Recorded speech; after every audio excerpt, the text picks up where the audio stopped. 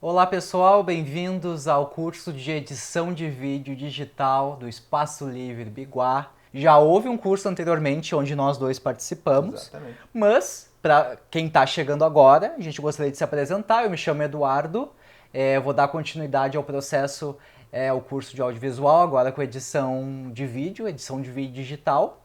E a minha formação é produção audiovisual, realização audiovisual pela Unicinos e trabalho já há algum tempo com aulas de audiovisual, com aulas de preparação tanto para crianças, jovens, professores também.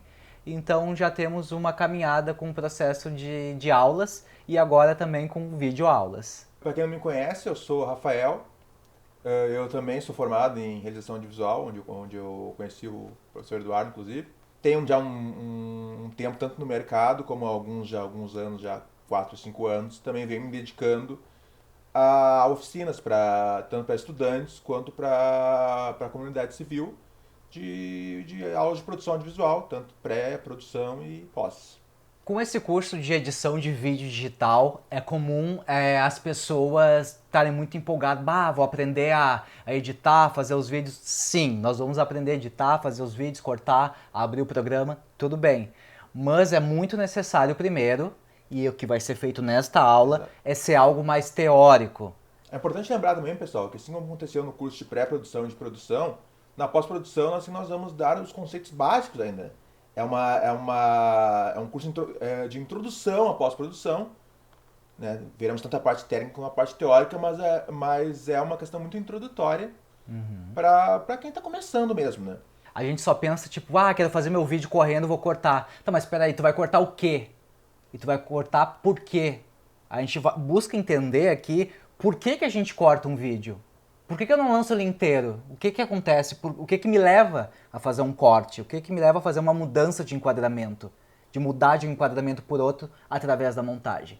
E isso a gente precisa pensar. Então a gente vai começar um pouco falando sobre esse papel do montador e esse papel dessa função, para que serve essa função. Então nessa primeira aula a gente vai buscar entender um pouco dessa história, né, como funcionou, como é que começou, por que se começaram a cortarem esses planos e vamos entender qual é o papel do montador. Veja bem, eu falei montador aqui, e o curso se chama edição de vídeo digital. Só para a gente esclarecer uma coisa aqui, para a gente deixar claro que vai ser várias vezes dito um e outro ao Sim. longo do curso. Editor de imagens e montador é a mesma coisa, tá? Muda a nomenclatura. É para uma convenção que a gente não conseguia rastrear por que se originou, mas quando a gente está falando de cinema, usa-se mais o termo montador. Quando a gente está falando de televisão, de videoclipe, até de vídeos do YouTube mesmo, né? A gente usa-se mais o termo edição, o termo Edição. editor. Mas, em essência, são exatamente a mesma coisa. E a gente usa editor de imagens, né? Porque tem outros editores, né? Tem o editor de som, por Sim, exemplo. Edição de som, ou seja, o editor de som também é uma profissão, exato. né? Então é o editor de imagens, que é o equivalente ao montador. Então não estranhe se durante o curso a gente falar o montador, o editor, o montador, o editor. A gente está falando da mesma coisa, desse profissional que é capaz de organizar esse material, cortar ele e criar esse produto audiovisual, finalizar esse produto audiovisual. Essa aula a gente vai conversar bastante sobre como vai ser o nosso processo. Esse processo de apresentação é inevitável, né? Infelizmente nós não temos, né, uma aula presencial. Sim, O que eu gosto muito da aula presencial é a gente poder se apresentar, né? Não só a exatamente. gente, né? Os alunos inteiros. Então, por isso, assim como foi no curso anterior, nós vamos fazer um novo grupo no WhatsApp, tá? Vai ter um grupo no WhatsApp onde todos vocês alunos vão estar lá e a gente gostaria muito que vocês pudessem interagir com a gente, principalmente nessa aula de montagem, porque o que acontece? Nós vamos fazer umas aulas práticas Com certeza. e existe uma gama de programas de edição, né? Tem os gratuitos, tem os pagos, tem até uns que são exclusivos de celular. Então é óbvio que a gente não vai conseguir testar todos esses programas. A gente vai a gente vai mexer em alguns vídeos através de um programa que a gente vai usar e a gente gostaria de saber de vocês, assim, se vocês já utilizam algum programa, se vocês não sabem nada de edição, é importante pra gente conhecer, né? Saber o nível de conhecimento que vocês já têm, né? Embora esses programas eles diferem muito entre si, principalmente em forma de mecanismos, né? Mas muitas funções se repetem, né? Isso. Então a gente vai ter esse cuidado de tentar ser o mais universal possível, mesmo usando um programa de edição específico. Né? Sim. Isso que tu falou é bastante importante. Por que eu escolhi o Adobe Premiere? Ah, mas Eduardo, o Adobe Premiere é pago. Sim, é verdade. É um programa pago. E muita gente não vai conseguir pagar, não vai... Porque a gente paga por quê? Porque a gente usa de forma profissional. Nós temos trabalhos, né? Eu pago porque eu tenho uma demanda que eu posso usar o programa. E esse dinheiro pode ser ressarcido de acordo com o meu trabalho, né? Por que o Premiere? Porque o Premiere ele é bastante fácil de usar e ele é basicamente universal. Não significa que eu vou usar o Premiere, você pode usar um outro programa que vai ser muito parecido. Que nem tu falou, tem muitas ferramentas semelhantes na maneira, até na nomenclatura dos efeitos e tudo mais. Então se a gente mostrar um programa aqui, vocês podem usar esses artifícios para diversos programas. Os programas, eles podem mudar alguma coisa, às vezes algum layout muda, alguma coisa assim, mas geralmente as janelas são muito parecidas. Então vamos supor, o Eduardo está falando um programa, mas não é o que eu uso em casa. Não tem problema. Muitas coisas ali tu vai poder adaptar para a tua realidade e se tu não puder adaptar para a tua realidade, tu vai colocar essa dúvida lá no WhatsApp e a gente vai poder conversar caso a caso. Até pra gente saber que programas vocês estão usando, né? Mas a nossa ideia é fazer algo bem básico, tá? Numa edição bem básica, para que vocês consigam trabalhar e começar a aprender a fazer seus primeiros vídeos, né? E assim como foi no curso anterior, para quem está chegando agora a gente já avisa, cada aula nossa você precisa fazer um relatório. Tá? Não precisa ser um relatório muito complexo, mas é uma forma da gente ter o registro de que o aluno participou dessa aula e que teve contato com esse conhecimento, com esse material que a gente passou. É um relatório básico, pode ser de uma página, tamanho 12, espaçamento 1,5, justificado o texto, uma página, fazendo um resumo ou fazendo o seu depoimento sobre o que foi dado em aula. E vocês vão pegar esse arquivo e vocês vão enviar ele por e-mail para espaçolivrebiguá@gmail.com, né? Então no final de todas as aulas, lembrando, são 8 aulas esse curso, 8 aulas, então 8 relatórios deverão ser feitos e devem ser enviados para espaçolivrebiguá@gmail.com. E fazendo isso, né, devidamente, todos os relatórios, vocês vão poder ganhar um certificado no final do curso, um certificado que é com as horas que vocês trabalharam, bastante importante, né, Sim. O pessoal que está se formando, quem faz faculdade, quem vai entrar, sempre tu pode usar como horas complementares para os cursos que vocês venham a fazer. É importante frisar também que esses relatórios podem ser entregues até o final do curso. Isso. Mas, idealmente, é legal vocês mandarem semanalmente, porque daí a gente já consegue ver as dúvidas que estão surgindo e responder mais rapidamente nas próprias aulas, né? Uhum. Então, quem tiver essa disponibilidade, assim, se puder mandar assim na mesma semana, já seria uma grande ajuda. A primeira pergunta que a gente deve se fazer é: o que faz um montador ou editor de imagens? Que a gente comentou que é a mesma coisa. O editor de imagens, o que faz? Quem ele é? Que papel ele exerce? A edição de imagens é um processo onde esse profissional ele vai receber um material gravado, né? Um material audiovisual. Hoje em dia, como o próprio nome diz, é digital, né? A gente até vai conversar um pouquinho sobre a história do cinema. Nem sempre foi assim, né? Nem sempre foi assim. Mas nós estamos trabalhando com digital, como todo mundo sabe. Pô, a gente grava vídeo o tempo todo, né? Sim. A gente grava vídeo pro Instagram, a gente grava vídeo para as nossas redes sociais. Então o montador ou editor de imagens é esse profissional que vai receber esse material, vai organizar esse material, vai cortar esse material, cortar as sobras, porque a gente vai receber esse material todo desorganizado, Sim. né? A gente vai receber vários arquivos. Como a gente viu nas aulas de produção, os filmes eles são filmados fora de ordem. São filmados fora de ordem. Mesmo os filmes, até mesmo uma videoaula, né? Exatamente. Até a videoaula a gente consegue gravar mais ou menos em ordem, mas tem sempre uma coisinha e outra que a gente vai ter que cortar, né? Sim, com certeza. Até porque a gente poderia gravar antes, a gente tem que cortar aquelas sobrinhas e a gente vai organizar esse material, montar na nossa timeline, tudo que a gente precisa fazer em ordem, bonitinho. Depois a gente vai exportar esse material e vai virar um produto. A ideia é que esse produto seja o mais próximo possível da nossa ideia original. No caso da nossa aula aqui, a gente tem o nosso roteiro de aula, a gente vai organizar, né, tirar as sobras, tirar nossas gaguejadas, nossos erros que a gente erra aqui no meio também. Tudo a gente corta para entregar um produto para vocês. Passa o caminhão de gás, acabou de passar agorinha, a gente corta esse barulho para entregar o melhor produto para vocês. Mas é interessante te observar na montagem, né? Muitos dizem que o que faz o audiovisual é a montagem. Isso não é uma mentira. Porque se a gente for parar para pensar, para quem fez o curso de produção, todas aquelas funções, que são muito importantes, elas existem também em outras áreas artísticas, né? Existe, por exemplo, um produtor tem no teatro, um diretor tem no teatro. Os atores estão no teatro Os atores também. estão no teatro. Os cenógrafos cenógrafo, tem no teatro também. Os iluminadores. Os iluminadores tem no teatro, tem um show musical, por exemplo. Tem show musical, exatamente. Tu precisa de um iluminador. Os diretores também. Os diretores também. Até nos espetáculos de dança tem um diretor. Exatamente. Né? A única função que é exclusiva do audiovisual, que não existe nenhuma outra, é a montagem e a edição. Existem várias formas de montar esse material. Existem pessoas, particularmente eu nunca utilizei, mas existem programas de edição que são aplicativos, né, direto no celular. O próprio YouTube, em sua plataforma, quando tu posta um vídeo lá, tu pode editar o teu vídeo, cortar. Sim. Tu pode também ir, claro, nos computadores, né? Como é tudo digital, os computadores têm programas mais pesados, tem programas menos pesados. Por isso, justamente, foi um grande desafio para nós, né? Escolher um programa para mostrar aqui, porque é muito relativo, né? Tem muitos variáveis, né? As pessoas têm vários tipos de computadores. Tem computadores que, se for um programa muito pesado, não vai rodar o programa. Um clássico de que todo mundo conhece é o Movie Maker, que eu acho que foi o primeiro a se popularizar, né? Que já vinha nos computadores. Quanta gente eu vi que já usou o Movie Maker, se vira bem, né? É uma ferramenta que funciona para o básico. Então a gente quer entender, né, que programa vocês estão usando para daqui a pouco até a gente dar uma experimentada, dar uma estudada, né? Sim. De como é que ele funciona.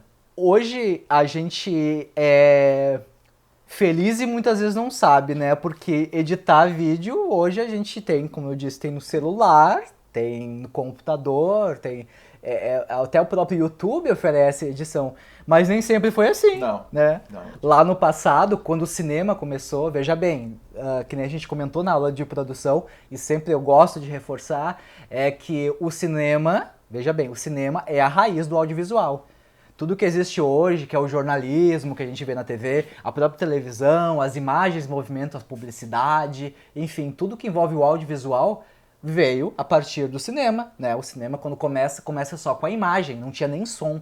Então, esses primeiros filmes lá no começo, eles não tinham montagem. Não. O que acontecia? Era gravado o filme, e o filme, na verdade, era quase um registro, né? Era como se fosse um documentário. Era um plano único. Uma câmera parada filmando alguma coisa, digamos, da realidade acontecendo.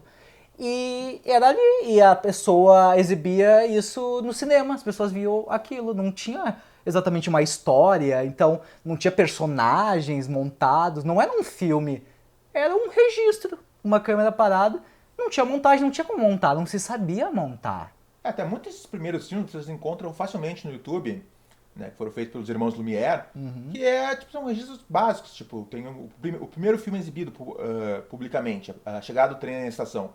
O título diz exatamente o que acontece no filme. É um trem que chega numa estação. E é uma câmera parada, aquele trem chega, as pessoas descem e acabou o filme. Então são registros pequenos, em que não só havia 2 cortes. Porque é interessante, embora a gente não diga que não há montagem no começo do cinema, o corte sempre esteve lá.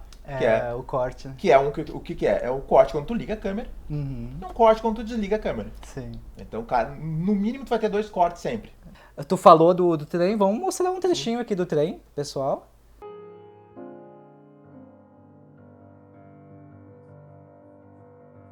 Como vocês podem ver, é um plano parado, né? Um enquadramento parado e um trem vindo em direção. A câmera não se mexe, tava num tripé, num suporte, né? E acontecendo aquelas pessoas são pessoas que estavam na rua, né? Não é atores nem nada, não é produzido, né? Mas não deixa de ser um recorte. As pessoas estão vindo, estão entrando no trem. É um registro, né? E essas imagens, esses acontecimentos eram todos gravados e posteriormente eles eram exibidos, né? As pessoas pagavam o ingresso para ir no cinema para assistir esse registro. Afinal de contas, era uma coisa muito nova. Nunca tinha se visto, entendeu? Isso, era uma grande novidade. Até esse filme, tem até uma lenda urbana em volta dele, ninguém sabe se é verdade ou não, né? Mas reza a lenda que quando ele foi exibido pela primeira vez, quando o trem se aproxima, as pessoas teriam se levantado, assustadas, porque meu Deus, o trem vai nos atropelar, porque... Sim. Então, sabe, coisa idiota, como assim? Eles nunca tinham visto isso na vida. É. Uma imagem em movimento no final dos anos, quando não lembro quando é que foi exibido. 1895, final do né? século XIX era uma coisa...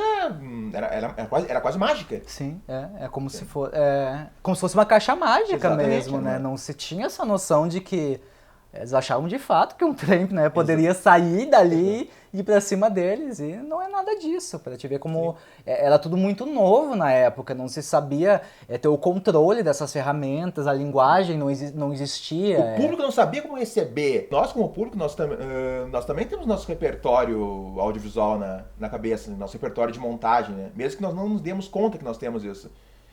Mas na época eles não tinham esse repertório, então eles não sabiam como lidar com aquelas imagens. Bom, então aí o tempo passou, né? Foi se aprendendo novas técnicas e começaram-se a montar os filmes. E os filmes, só pra gente lembrar, quando não era digital, no começo do cinema, eram gravados em películas, que eram como se fossem filmes fotográficos. Por isso que a gente chama de fotogramas, né? Que eram realmente filmes, né? Que eram colocados dentro da câmera. E esses filmes eram rodados numa determinada velocidade, onde não pareciam fotografias, digamos, fotografias em movimento.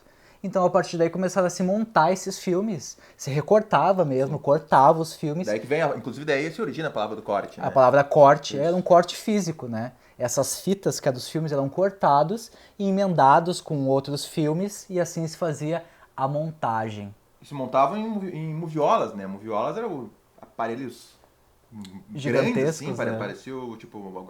Alguém já viu uma máquina de tear muito grande? Parecia uma máquina de tear, assim. Uhum. E ali era posto todo o filme e o montador, né? Inclusive, nesse início existiam muito mais montadoras do que montadores, né? Verdade. Até porque as mulheres nesse período, elas trabalhavam muito, até hoje elas trabalham muito mais com questão de Costura. costura do que o homem. Então elas tinham muito mais habilidade para fazer isso. Então, no cinema, assim, as mulheres se inseriram nesse mundo audiovisual de cinema pela montagem. Né? Exatamente, era uma atividade bastante manual, né?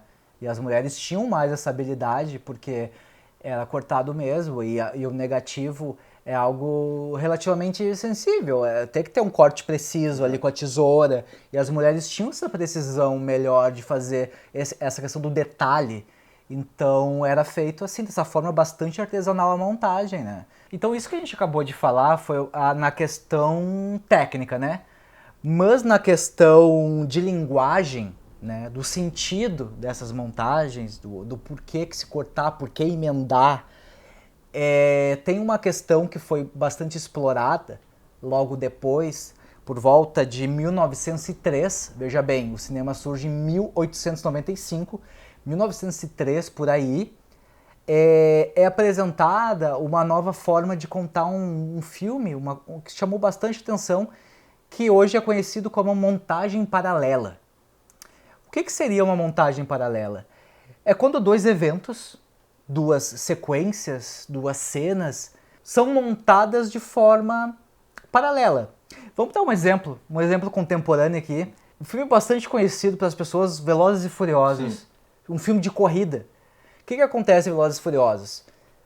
São perseguições de carro, muitas vezes, muitas cenas de perseguição de carro, onde tem uma cena que é dentro do carro do fulaninho e tem outra cena que é dentro do carro do outro fulaninho. E a gente acompanha isso, não toda a cena do fulaninho e depois do outro.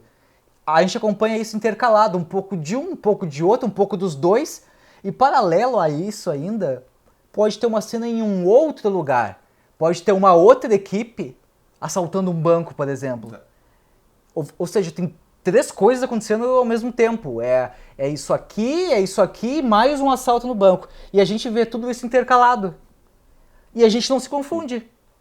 Lá no começo não se sabia, achavam que ia ficar confuso, mas as pessoas começaram a entender que, nossa, isso é muito bom, a gente conta duas coisas, digamos, em tempo real. E formam a mesma história. E formam a mesma história. É um tempo real que não está ao mesmo tempo na tela. Daí eles começaram a perceber, as pessoas entendem. Mesmo não estando ao mesmo tempo na mesma tela, as pessoas entendem que acontece teoricamente no mesmo tempo, mas em ambientes diferentes. E isso começou também a separar a linguagem audiovisual do teatro. Porque o cinema, no seu princípio, ele deve, principalmente o cinema de ficção, ele deve muito ao teatro. Com certeza. E se a gente for pensar, os primeiros filmes de ficção nada mais eram do que peças filmadas. Se botava uma câmera num determinado cenário, os atores faziam tudo que tem que fazer ali, encenavam toda a cena, naquele cenário. Quando acabava a cena, se cortava e ia-se para um próximo cenário. Não muito diferente de assistir uma peça onde os atores montam, onde os atores fazem as cenas que tem que fazer. Quando vai mudar o cenário, tem-se uma pausa na peça e se monta um novo cenário. Então, a única diferença é que os atores não estavam lá de fato, né? Sim. Os atores já haviam sido gravados. Sim. Mas essa noção que a gente tem muito hoje do filme, que vai de um espaço pro outro, e como disse o Eduardo, até de vai e volta, no caso da sequência de perseguição, no começo não se pensava nisso, porque as pessoas não vão entender. A gente tem que filmar. Tanto sequência de perseguição não existia antes disso, né? Então, só pra gente entender que foi se aperfeiçoando a linguagem. E esse filme de 1903 que eu comentei com vocês se chama Life of an American Fireman.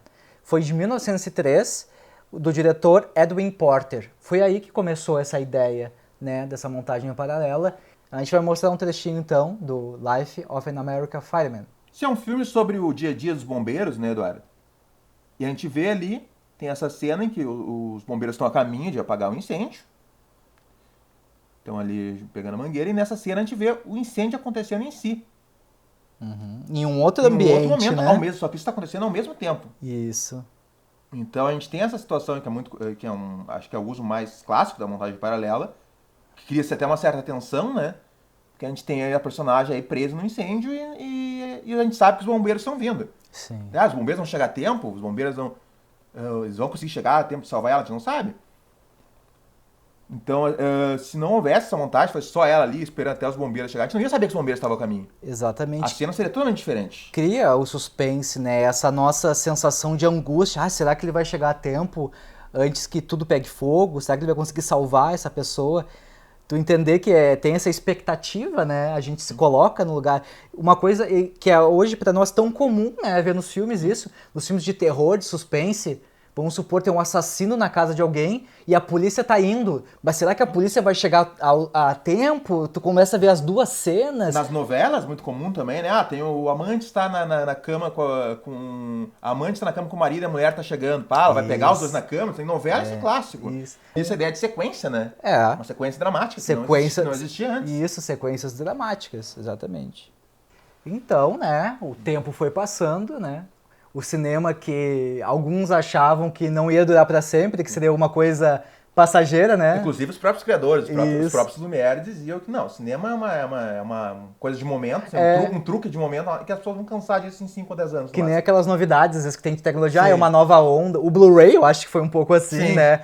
Uma nova onda, assim, isso assim, e não dura muito tempo. Alguns achavam que isso seria assim, o cinema. E não é verdade. Tanto é que até hoje nós temos o cinema e nós temos esses derivados todos. Tanto que a morte do cinema já foi declarada algumas vezes ao longo dos anos, quando apareceu a televisão. Agora o cinema vai morrer. Depois do videocassete, Depois do videocassete, com a internet novamente, entendeu? Sim, isso não é verdade. A gente sabe que não vai morrer, tá muito longe disso.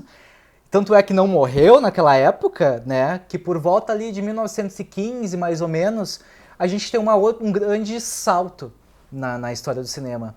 Com um diretor chamado Griffith.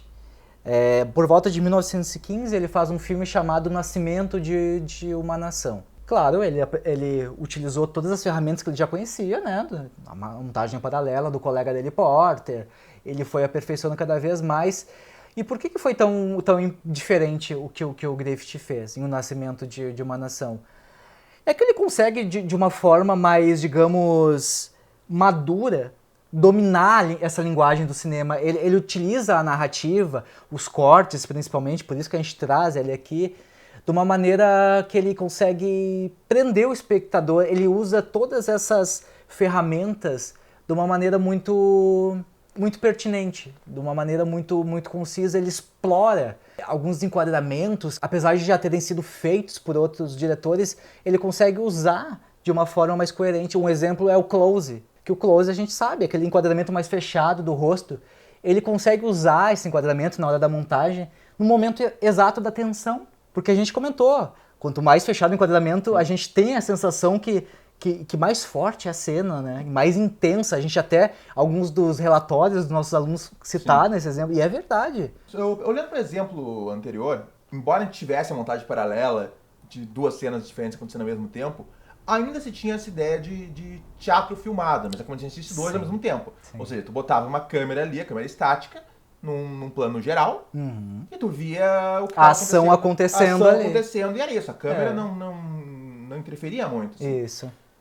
A partir do Nascimento de uma Nação, já se tem essa ideia da câmera, do corte, como não só como um observador para mostrar o que está acontecendo, ou para mostrar duas ações acontecendo, mas para acompanhar a emoção da história, que até então não existia em termos de montagem. A montagem já estava lá simplesmente por essa questão de criar paralelismo. Sim, muito do que seria como se fosse uma história dentro da cena. Exato. Né? É uma nova história. A gente até comentou aqui que cada cena também tem sua história, né? Cada cena tem seu protagonista, tem seu antagonista. A gente falou muito. Criação de conflito no curso de pré e de produção. A gente falou muito sobre isso nas aulas de roteiro. Então o Griffith ele consegue enfatizar muito isso, que cada cena também tem sua história, cada cena tem a sua emoção. E mais importante, ele também dizia, uma coisa que ele chamava de o corte deve ser invisível, porque o público, embora a gente esteja vendo a montagem, os cortes acontecendo, a gente não deve pensar nesses cortes. Esses cortes devem ser suaves, porque o público não pode lembrar que está vendo um filme. Ele tem que ser envolvido na história. Sim. Então, por exemplo, o filme dos bombeiros ali, por mais que os cortes eram cortes muito duros, né? Muito, a gente sente corte. Sim. E a partir do Nascimento de uma Nação, que se estende até hoje, a maioria dos filmes segue, inclusive aqui no Brasil, é o cinema mais convencional, né? Digamos assim. Sim. Essa ideia de que o corte deve ser suave. E o público não deve pensar que esse corte está acontecendo. E por isso até que acompanha a emoção. Algo que, inclusive, acaba se traduzindo na televisão também. Claro, ainda mais fortemente. Mais fortemente. Que esse corte deve ser pouco sentido. Sim. A gente vai mostrar um trechinho desse filme, O Nascimento de uma Nação. Ele tem uma troca de ambientes, ele tem planos mais fechados. Aqui, e os cortes são bem mais suaves. Olha esse close, né? Como ele trabalha o olhar da personagens. A câmera, ela consegue se aproximar mais dos atores, né? Como é diferente daquele filme do Bombeiro que a gente viu, que a câmera praticamente estava abandonada, estava aberta realmente lá. dava uma ideia de estar assistindo quase uma peça, realmente, né? Exatamente. Aqui já não. A câmera, ela consegue chegar mais perto, ela consegue quase que invadir esse cenário, né? A gente tem essa sensação. E se vocês tiverem a oportunidade de ver esse filme, é interessante. Se não quiserem ver todo, não é questão de ver todo, mas poderem ver alguns trechos dele. Ele está no YouTube, tá? São filmes que já estão em domínio público, eles estão no YouTube, tanto esse quanto do Bombeiro, que eu mostrei anteriormente. É só digitar O Nascimento de uma Nação ali no YouTube que vocês vão encontrar ele. Enfim, né? Ele tem essa questão da montagem invisível também, que é sempre muito importante enfatizar, porque essa montagem invisível é a grande montagem de Hollywood que a gente vê. Sim. Né? Pauta a maior parte do audiovisual do mundo até hoje, inclusive de nós brasileiros. Essa montagem invisível, é aquela montagem que os cortes eles são trabalhados para serem o mais suave possível, para te, entre aspas, esquecer que tu tá assistindo a um filme, assistindo um produto audiovisual. É para ti realmente conseguir entrar na história e se divertir, se emocionar, seja lá qual for a intenção do filme, né? Por outro lado, né, diferente do que pregava o Griffith, da maneira que o Griffith trabalhava, tinha uma outra turma que fazia cinema, que são muito importantes para a nossa história também, que é a turma dos soviéticos, né? Encabeçada por Sergei Eisenstein, né? Exatamente, Sergei Eisenstein. Que eles tinham uma outra forma de trabalhar essas imagens, né? Pensava totalmente diferente do Griffith. Isso. Qual é a grande diferença, como nós vamos ver? Griffith, o pessoal de Hollywood, o pessoal da Europa também, não só de Hollywood, achava, não, o corte deve ser invisível, o público não pode sentir esses cortes, ele tem que entrar na história, né? Eisenstein e grande parte dos seus camaradas soviéticos, eles pensavam, não, o público tem que sentir o corte. O público tem que sentir esse corte porque faz parte da experiência cinematográfica. A montagem ela não tem que ser invisível, ela tem que ser sentida. Isso faz parte da narrativa, faz parte de experienciar ver um filme. Se eu quero ver uma coisa sem corte, eu vou ver uma peça. Eles pensavam assim, vou ao teatro se eu quero ver uma coisa sem corte. Então, os cortes feitos no cinema soviético, entre a década de 40 e 50, principalmente, eles faziam coisas que seriam impensáveis na montagem tradicional, por exemplo. Eles faziam e cortavam de um close para um close mais fechado, cortavam de um rosto para um objeto que até então não tinha sido visto até então, que era para causar, que a ideia era causar chamada também de montagem de choque, como se chama, sim, sim. Que aquele corte tivesse um significado maior do que simplesmente contar a história. Né? Ele achava que um filme era muito mais do que a sua história. E pra gente pensar, tá, mas tudo bem, e por que eles são tão importantes assim? Porque essa maneira de contar, essa forma, é utilizada até hoje, se a gente pensar. Em vários produtos. O videoclipe, por exemplo, então, estourou tanto nos anos 90 com a MTV, né? No Brasil foi bem nos anos 90. Sim. Nos Estados Unidos, no final dos 80, a história, quando começou os videoclipes bebiam muito dessa água, né? Dessa questão dos cortes mais rápido, ou dos cortes chamando a atenção, aparecendo de fato. E se pra gente pensar um pouquinho mais com os pés no chão, o YouTube também. Sim, muitas vezes bebe dessa, sem saber que está bebendo disso, mas bebe dessa montagem soviética. Às vezes com planos mais... Principalmente a questão do jump cut, né? Jump cut é quando tem um corte que pula para a mesma imagem, né? Pula para o mesmo cenário, mas corta um pedaço que aconteceu. Sim, sim. O YouTube é muito, muito comum isso, né? Tu sentir que teve um corte. Quando tu tá no enquadramento, assim, o YouTube usa muito isso. Tá no enquadramento e de repente tu corta, pum, dá aquele pulinho assim pro lado, de propósito. E tá tudo bem. E funciona e vamos lá. E um outro ator que não é que sim, usa muito a montagem soviética, mas ao mesmo tempo ele articula muito com a montagem mais tradicional inserida pelo Griffin, é o Quentin Tarantino nos filmes dele, né? A gente tem muito aquela situação... Que apesar de ser hollywoodiano... Totalmente hollywoodiano. Veja bem, então também utiliza. Quem assistiu os filmes do Tarantino, ele gosta muito daquela questão do close fechado, que surge do nada, né, em uma situação assim. Os soviéticos eram, de fato, grandes cientistas, assim, da questão da experimentação da linguagem do cinema. E o Kuleshov, então, ele tem um experimento, que é conhecido como a experiência Kuleshov, que basicamente funciona da seguinte maneira. Ele fez várias testagens de planos. Ele começou a intercalar planos. Kuleshov, ele acreditava que o seguinte, que o significado que a gente dá a um plano depende diretamente do plano seguinte. Para testar essa ideia dele, o Kuleshov ele pegou um ator, filmou um único plano desse ator, e na montagem usou diferentes tipos de planos de coisas completamente diferentes, sucedendo esse plano que ele tinha filmado desse ator. E quando as pessoas foram assistir, elas começaram a pensar, não, espera, são planos diferentes do ator que a gente está vendo. Mas não, é o mesmo plano do ator, sempre. Mas o Kuleshov percebeu que o plano que vinha a seguir fazia as pessoas imaginarem que fossem planos diferentes. O nome Efeito Kuleshov está relacionado a Lev Kuleshov, um cineasta russo e um dos maiores estudiosos sobre teoria cinematográfica. Ele decidiu fazer uma experiência de justaposição de planos. Vamos vê-la.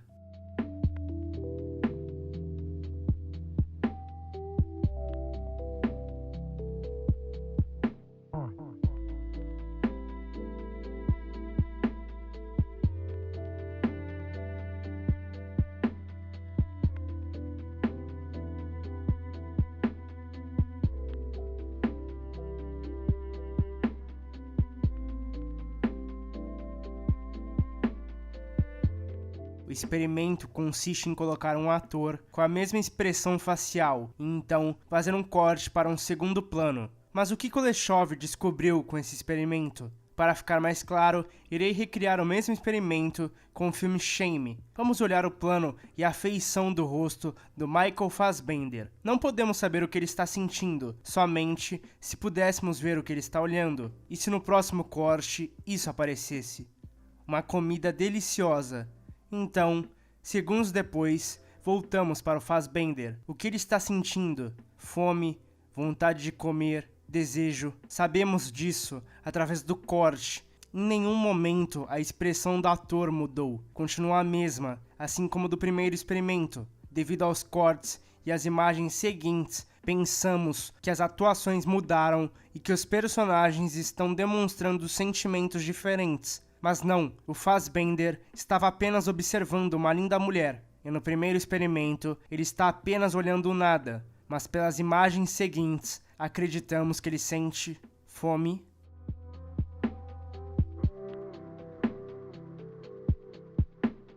tristeza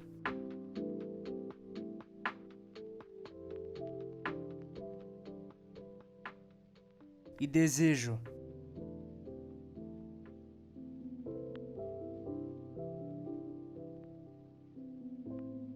Kuleshov então descobriu que a montagem influencia uma atuação, mas o efeito Kuleshov também é usado de outra forma. Vamos analisar uma cena do filme Mãe, do Aronofsky.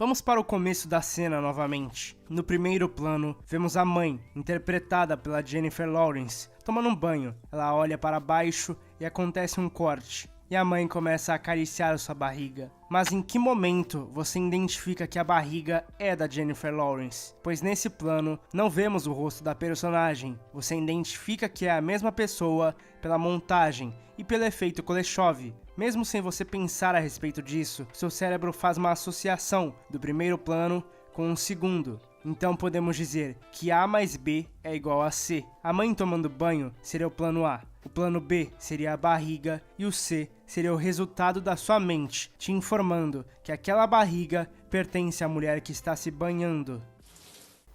Então, né, essa experiência Kuleshov, que nem a gente viu no exemplo, usada até hoje, né, em vários filmes, em ficção, isso é bastante utilizado, esse recurso. Bom, o trabalho do montador é um trabalho que é feito na pós-produção, né? Exato. Que é aquele momento onde o material já está todo filmado. Então, esse montador vai receber todo esse material e vai organizar, né? Da forma que ele julgar melhor. Só para falar mais um pouquinho sobre programas de edição, se vocês já quiserem dar uma pesquisada aí na internet, dar uma olhada no que tem de algumas opções, eu dei uma olhada por cima, assim, algumas opções que mais ou menos me chamaram a atenção, que eu achei bacana, até porque são programas gratuitos, que eu fiz um levantamento, 2 deles eu até baixei, que é o DaVinci Resolve, o Lightworks, esses 2 eu baixei, dei uma mexida neles. Tem o Videopad, o HitFilm Express, esse também eu baixei, dei uma olhada, e o Movie Maker Online. Todos eles são programas gratuitos, se vocês já quiserem fazer o download de algum deles, começar a mexer, começar a abrir, anotar alguma dúvida que possam ter ali, de repente a gente pode trocar uma ideia, se vocês quiserem já dar uma tentada a se aventurar em algum desses programas.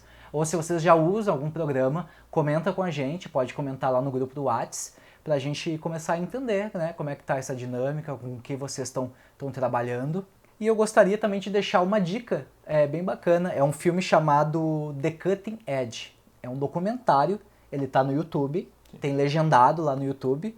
O que é esse filme The Cutting Edge? É um documentário onde vários montadores da indústria do cinema falam sobre a sua experiência, sobre como é essa profissão, sobre alguns trabalhos que tenham feito, sobre alguns truques que já usaram durante a montagem dos filmes. Tem algum processo de alguns filmes famosos lá, do Matrix, temos do Ultimato Born também, o Pulp Fiction, a montadora do Tarantino fala. O Tubarão também, do Steven Spielberg. Que é um filme que foi definido pela montagem. E lembrando mais uma vez que vocês façam o seu relatório e mande para espaçolivrebiguá@gmail.com. Essa foi a primeira aula, sejam todos muito bem-vindos e até a próxima. Até a próxima aula.